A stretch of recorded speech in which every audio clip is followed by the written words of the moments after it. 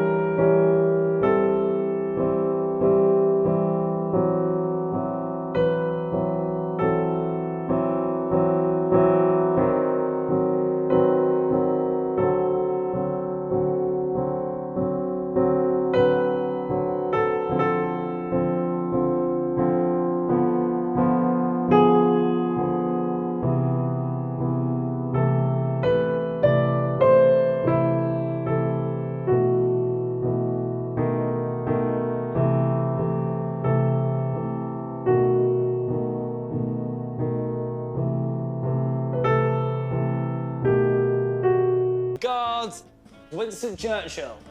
So, Hitler, hearing this news, he was so fucking angry and his face went so red that his moustache flew right off. Even though Hitler, right, was fuming, he sent his ambassador, Joachim von Ribbentrop, to the UK. Ribbentrop and Churchill meet on the 21st of May, 19th. Basically, Ribbentrop goes, look, Winston, we know you're important, right? But I'm Joseph von fucking Ribbentrop, right? Basically, if you let us invade here, here, and here, we will leave the British Empire alone. That's yours. You can have the British Empire, but we want these places. And Churchill went, you know what, mate? No. No. No. Von Ribbentrop went, well, you know what that means then? You don't want that to happen. This inevitably means war. And Churchill went, you know what, mate? You know what, right?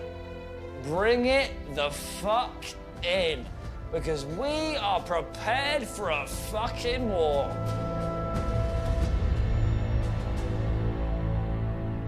So, von Ribbentrop went back to Hitler. He goes, they're not going to let us invade where we want to invade.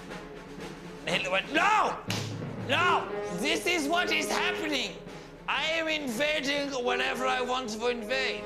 I will make him look like he is a fucking loser. I am Hitler, okay? Okay, good. Hitler, at any opportunity he got, would slander Churchill's name in the press, in the media, in any possible medium he could. Winston Churchill is a fucking liar! Churchill is a fuck warmonger! Churchill is a fuck pig! Hitler was an angry man. He said loads of things that didn't really mean anything. So, on the 1st of September 1939, the German... So, the German... So, the Germhill can... So, the Germans invade...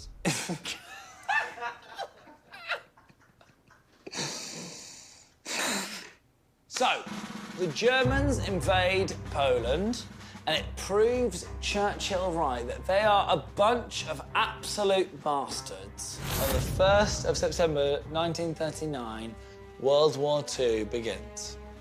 So having lost faith and having lost face, Chamberlain resigned and was swiftly replaced with, guess who?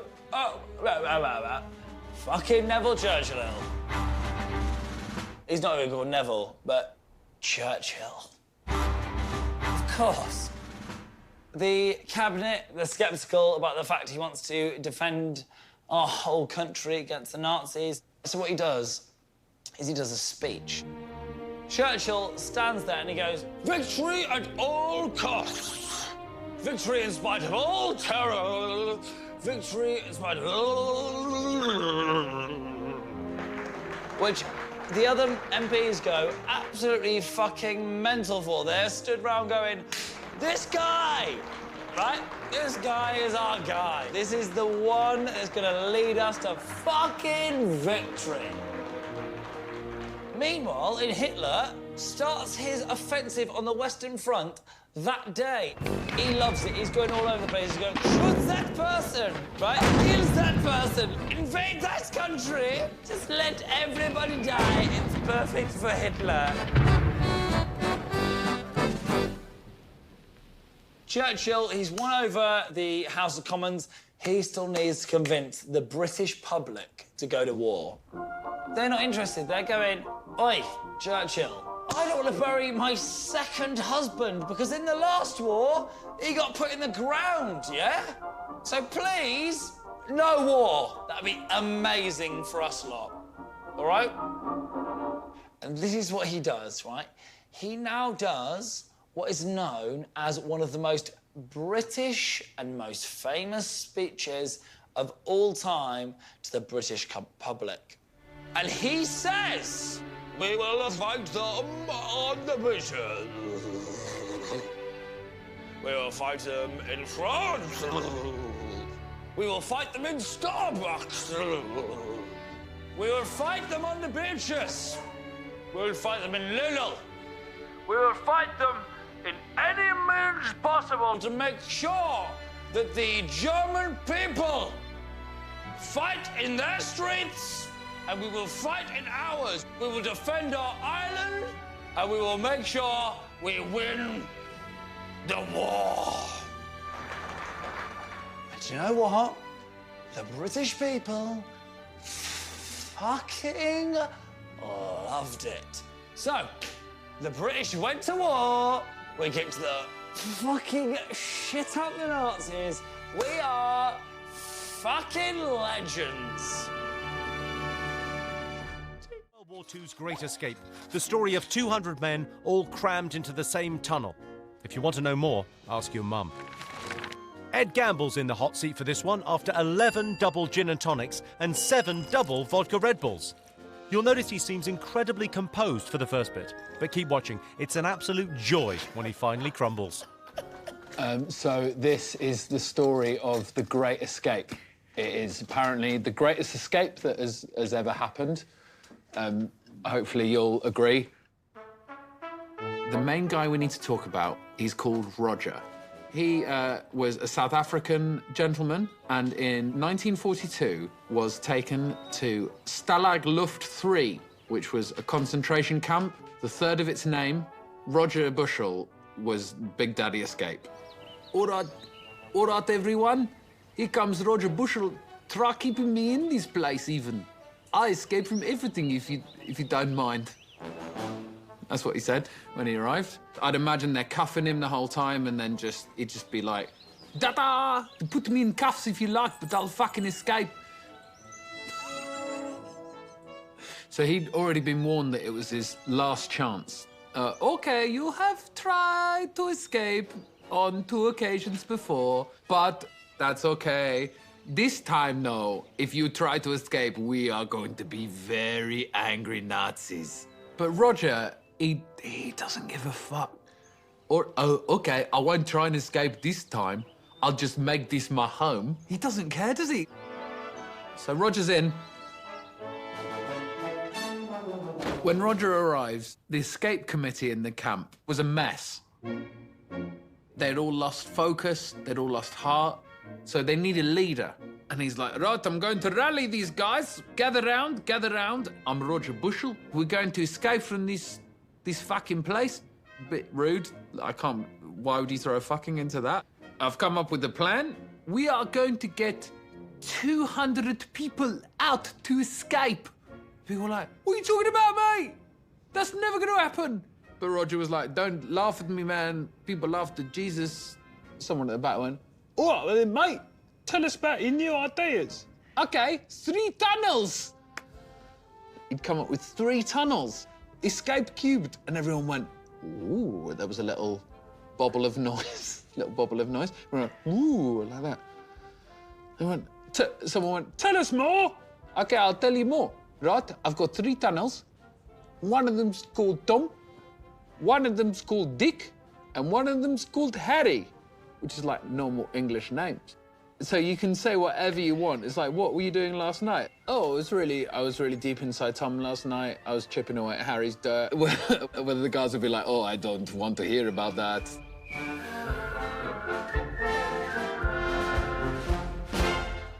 So old Roger, he's all up for sorting out his Ocean's 11 style team. He thought, I'm gonna need someone good at tunnels. Someone popped up, a lad from Canada called Wally Floody. When I first heard this name, my first reaction was, this is the worst person to be in charge of tunnels ever. Wally is the type of idiot, and Floody is the worst thing that can happen in a tunnel.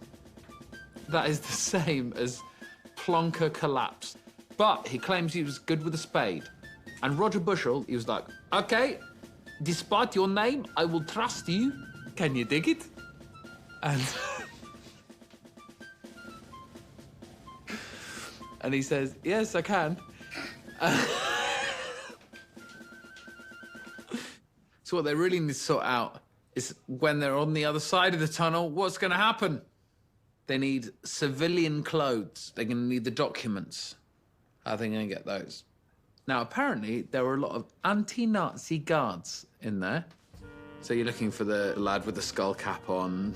He's reading Gay Times. You say, look, clearly you are not a Nazi, but not that loud. Come on, help me and 199 other lads escape. And they're like, OK, I will not listen to what Hitler says as long as you give me some cigarettes and some chocolate. So they've got all they want, and they're giving out uniforms. They're giving out documents.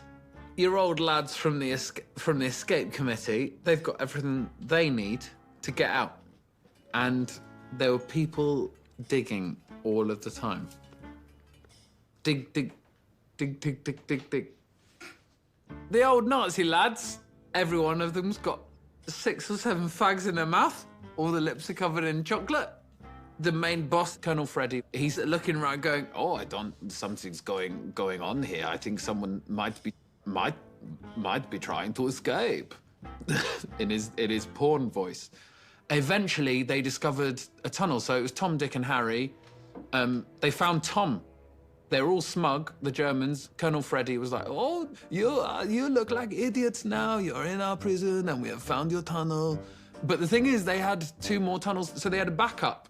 So you'd be like, oh no, oh, shit, you found my tunnel. Oh, God, you've got me, you prick. So they were like, oh, they're onto us. We need to get out really soon. Bushel's there, and he says, okay, guys, Tom has been discovered. Next, we have the choice between Harry and Dick. It's a choice between Harry and Dick, and it's Harry all the time. So after months and months and months of digging, Tunnel Harry is complete. It's 24th of March.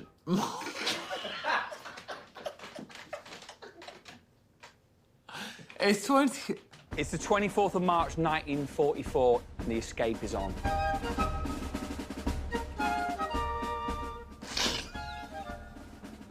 Ed.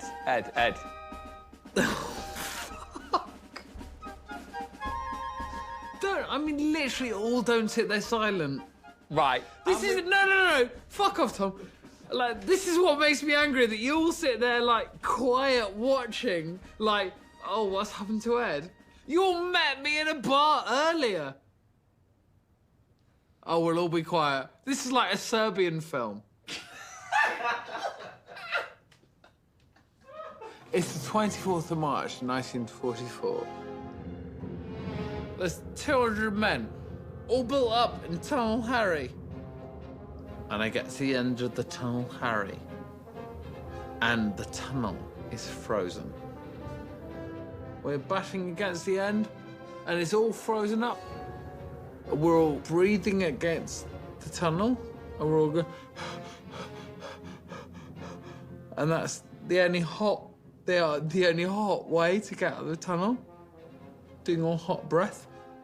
And then one of us does a really great big hot breath. And then the whole door comes away. But, oh, you think they've won. But they've not. Because they're 10 foot short of the woods, which is the worst. Suddenly, there is a gunshot. And someone has shot a shot of bullets. They realise the game is up. They've been discovered by the Nazis. They gotta go. They gotta run. They fucking gotta cane it. And then we run. And then we run. Oh, God, it feels amazing. That's the end of the game.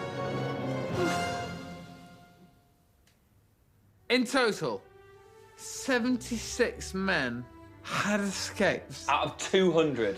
Out of 2. Okay, I'll do it all together. Out of 10.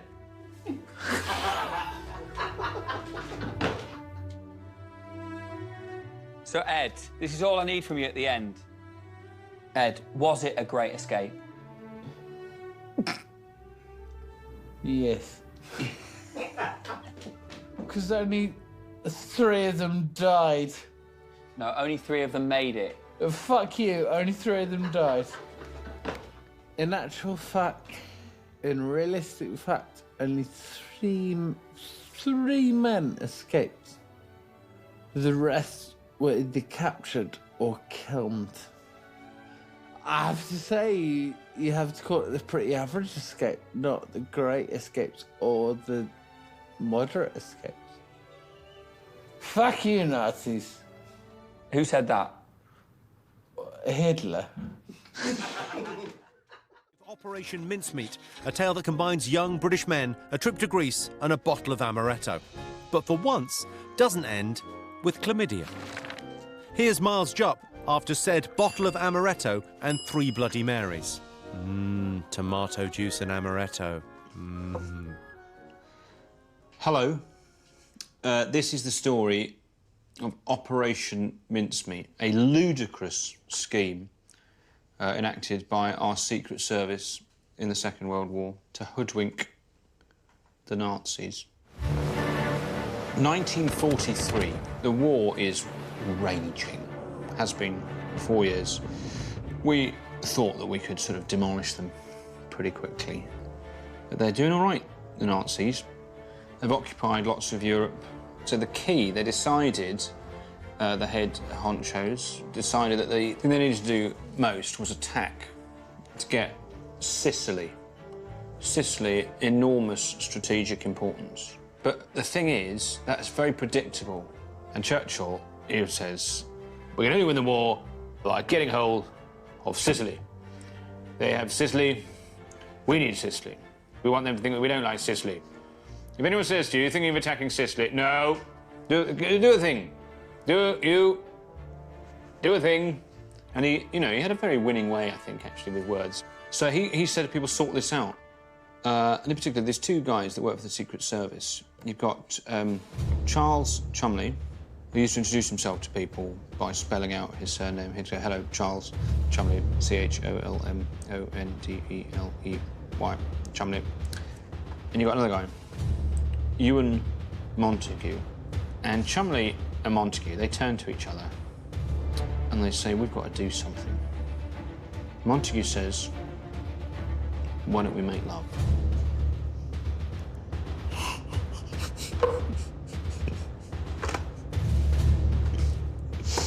Chumley says, before that, let's win the bloody war. Have you heard of the Trout Memo? He says, no, I haven't heard of the Trout Memo. What's the Trout Memo? Ian Fleming, who later went on to write the Bond novels, he had written a sort of pamphlet called the Trout Memo. Number 37 in a list of 49 ways that we can scam the Germans. Operation Mincemeat. We get a corpse, pretend that it's a major, put a uniform on him, stick a letter in saying we're not interested in Sicily, we're interested in Greece, drop it into the sea, the Spanish find it, pass it up the communication line to the Nazis. The Nazis think, fantastic, lucky we found this. They're not interested in Sicily, they're interested in Greece. Let's move our armies from Sicily to Greece and just worry about protecting Greece. Chumley says, what do you think about that? Montague says, this is an excellent plan. Let's take this upstairs. Let's take this to Winston. Let's pitch it. They go round to his house. Winston Churchill is actually in bed when they arrive there. Has been for weeks. So he's sitting up in bed and he's like, guys, come in. So they come in and they say, we've got an idea. He says, have you?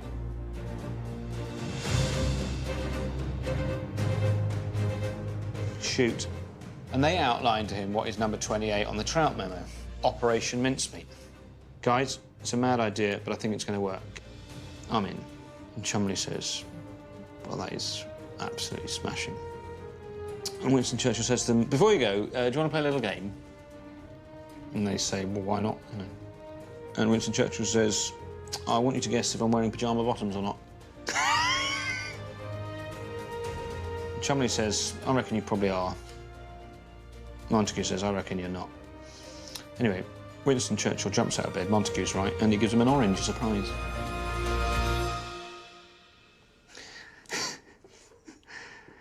Chumley and Montague, they leave Churchill's apartments. They're on a bit of a high. They are understandably excited. They decide to get a corpse. So they go into a mortuary. They've got a corpse.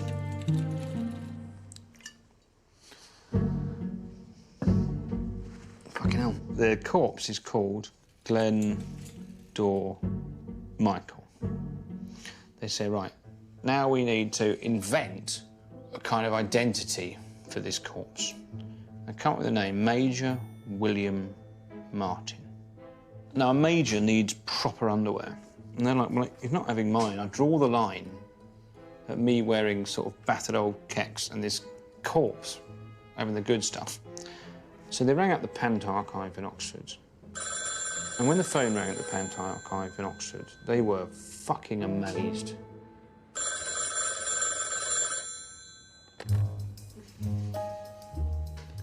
And they said, hello, Pant Archive, Sandra speaking. Hello, Sandra, this is Chumley here, Cholmondely. I need some pants.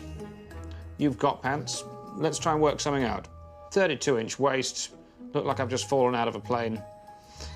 And she goes, well, go and have a look. She comes back and she says, I don't mean to be, this will sound rude, but if you'd just fallen out of a plane, would you soil yourself even slightly? He says no, and she says, I'll have to look in another room.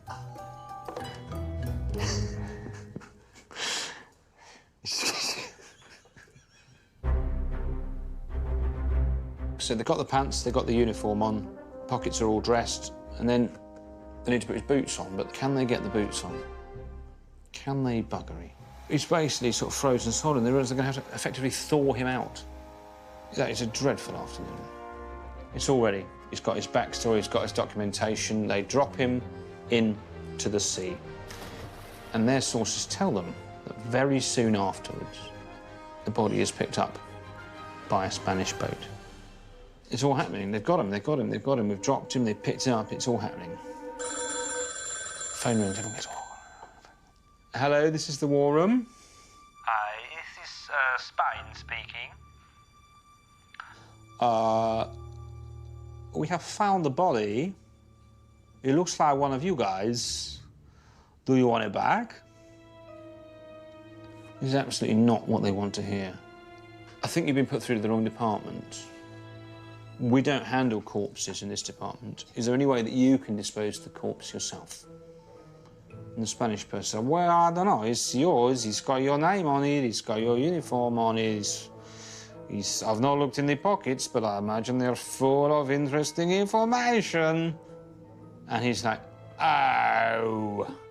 I mean, I doubt it's information that's at all interesting. I mean, you might as well take it all out and read it and digest it and pass it further up the information chain if you think that'll be interesting to you at all, but I wouldn't have thought so. Do you know what? We don't really have time for calls like this is a war, and he hangs up. So the Spanish had this information. Hitler, he's in his bunker. You say what you like about Hitler, but he had a sort of nesting instinct. So he's had a proper hoover, he's had the duster out, there are no cobwebs. And the phone rings.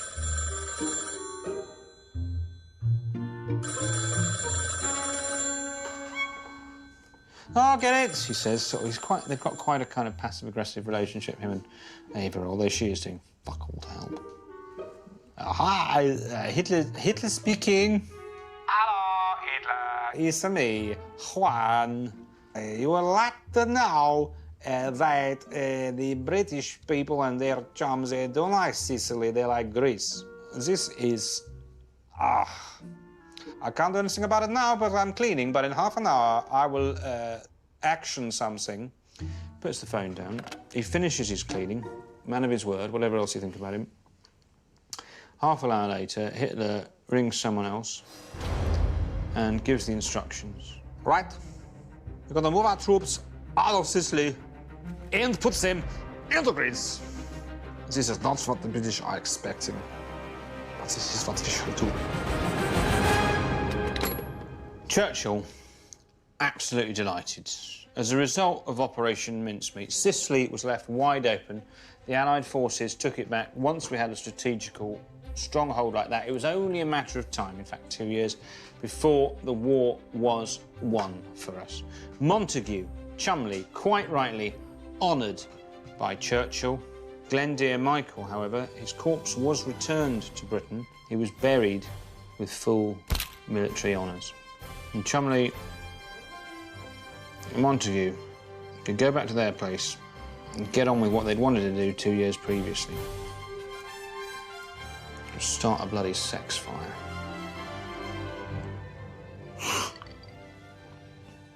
To Britain. Sir Barnes Wallace and the Dam Busters. Took a lot of brave men to complete that mission. But lest we forget, Joel Dommett drank a pint of cider, 4 snake bites, a bottle of WKD, a Jaeger bomb, and a whole bunch of champers before telling us about it. Now that's heroism. Oh, that was so good! That was so good! So this is the story of the Dam Busters. The Dam Busters.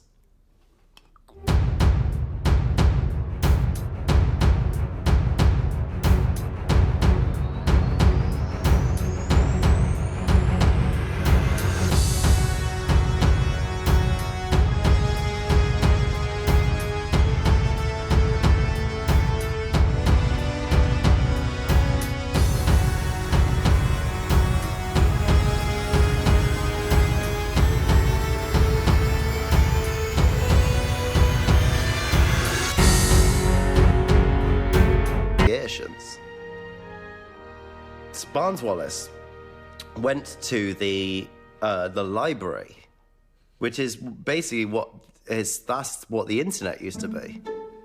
And he started reading a book about German dams, and in this book, it said there was 2 German dams in the Ruhr area. And if these German dams were, like, destroyed, it's gonna really cost Germany's industry. He was reading this, and he was like, oh, mate, I need to bloody make a bomb that breaks this dam. And then German industry falls to the ground, and Germany will be at its knees. Yes, please. I'm gonna stop the bloody war. And obviously, at that point, the librarian was like, shush, please. You don't understand, librarian. I'm gonna stop the fucking war. And she's like, yeah, but seriously, there's rules here. And essentially, there's one rule. And the one rule is you need to be quiet in the library. So, Barnes Wallis, he needs help. And along comes a guy called A.R. Dick Collins. Bloody legend. He was a scientist. He was always pushing his glasses up on his nose. And he was like, hey, Barnes Wallis, I'll help you. And Barnes was like, oh, I bloody love some help. And so they created a beautiful partnership.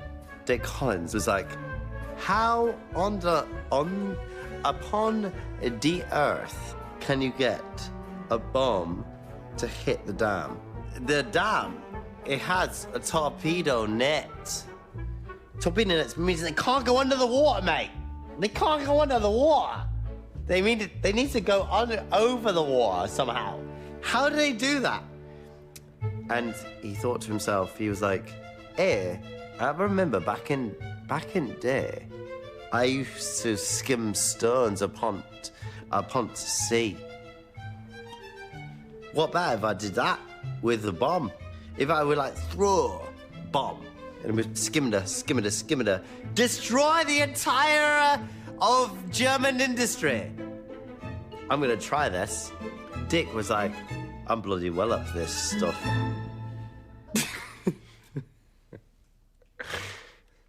And so they started doing experiments in, like, a bathtub. They were naked. They were just both in the bathtub together naked. Both naked. Definitely naked. Throwing marbles to try and see whether they could blow up a dam. So they finish the experiments. They get some pretty solid experiments. So they take it to Bomber Command called Arthur Bomber Harris. And they're like, hey, Arthur Bomber Harris, you listening?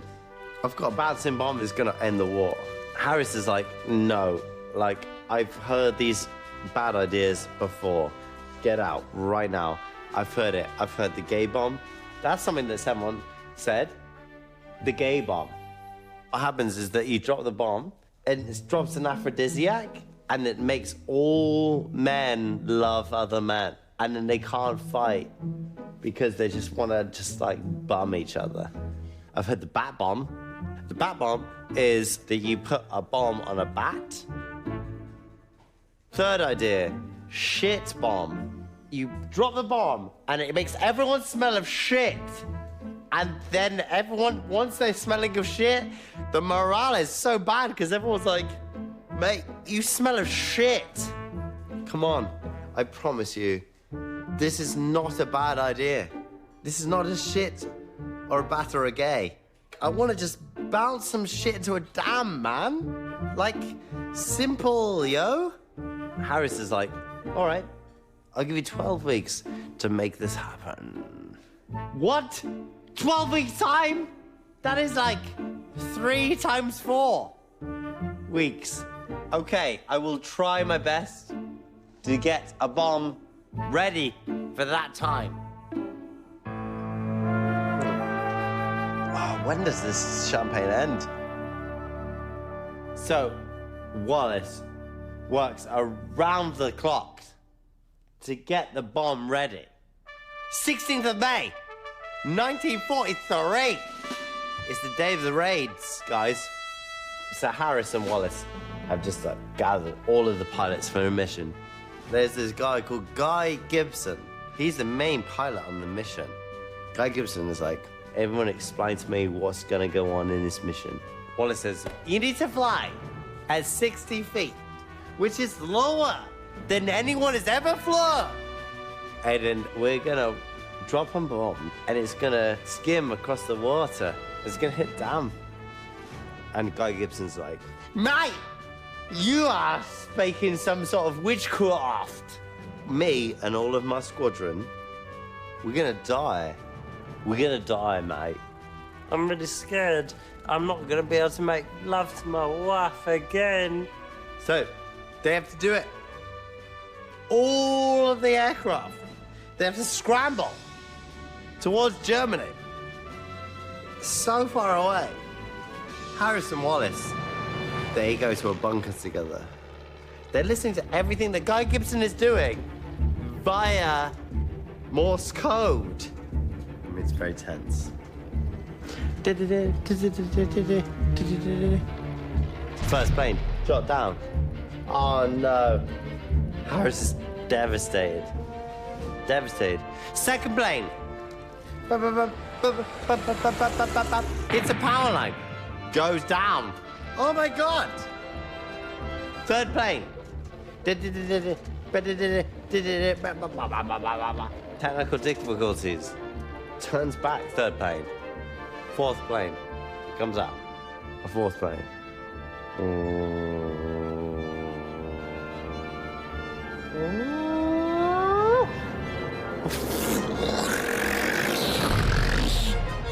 Direct hit. Direct hit. No destruction. The bomb didn't work. What? They're having no luck. They're down to their final bomb. There's one bomb left. Oh no. Oh, I'm so stressed. This is like 3 years worth of work. So it's the final bomb. Final plane. He's like, bombs away. Good luck, everybody. It hits the water. It's so tense. It goes short. Everyone's like, oh my god. Devastated. And then the Morse code comes through.